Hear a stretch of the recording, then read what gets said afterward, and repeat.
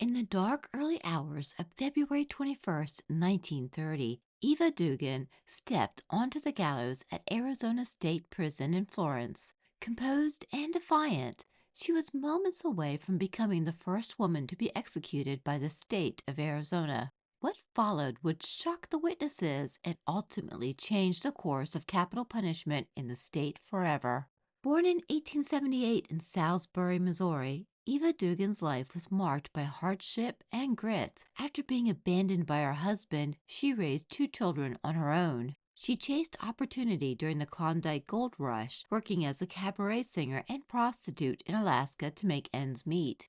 Eventually, she relocated to Arizona, where her fate would take a sinister turn. There, she became the housekeeper for Andrew Mathis, a wealthy chicken farmer with a criminal past of his own. Mathis, who had served time for the lynching of two Native American teenagers in Oklahoma, was reportedly domineering and difficult. His relationship with Dugan quickly soured. When Mathis fired her and told her to leave his property by the next morning, he was never seen alive again.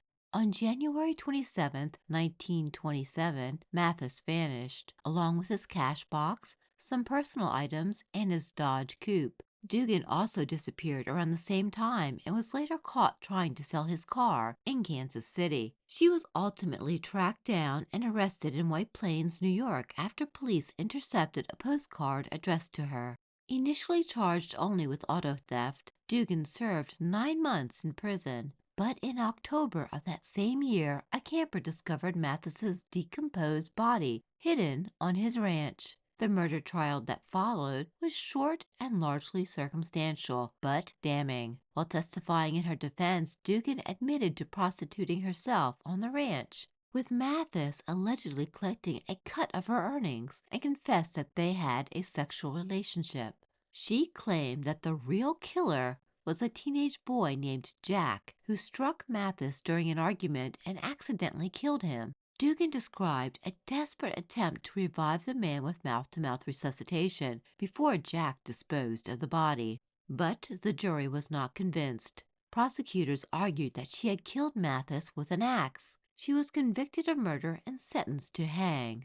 Despite her sentence, Dugan remained lively and unrepentant behind bars. She sold hand-embroidered handkerchiefs and gave press interviews for $1 each to pay for her own coffin, refusing the state's standard-issue pine box. Time magazine dubbed her Cheerful Eva. She even sewed a beaded silk jazz dress to wear to her execution, but ultimately opted for a simpler garment, not wanting to ruin her finest clothes. Rumors swirled that she might try to take her own life first. A search of her cell uncovered a bottle of ammonia and hidden razor blades. She cooked her own last meal, played cards with fellow inmates until midnight, and faced the scaffold early the next morning. While playing cards, it was reported that Dugan requested that her guests be served with orangeade. Several minutes passed before the drink was served, and the condemned woman called to a guard, "Please bring on the orangeade. I want it now. Tomorrow will be too late." At 5 a.m. on February 21st, 1930, Eva Dugan mounted the gallows. The Daily Alaska Empire reported that she smiled as she stood on the trap, while prison officials adjusted the black hood about her head, unshaken in her resolve to show the world she can take her medicine. She declined to make a final statement. The trapdoor opened at 5:11. What followed was horrifying. The drop was miscalculated. The force of the fall snapped Dugan's neck so violently that she was decapitated. Her head rolled to a stop in front of the spectators, many of whom were women, attending under a new rule allowing female witnesses at executions. 5 people fainted on the spot. Blood continued to spurt from her neck as her heart kept pumping, making the execution one of the most gruesome in Arizona's history. Eva Dugan's death marked a turning point.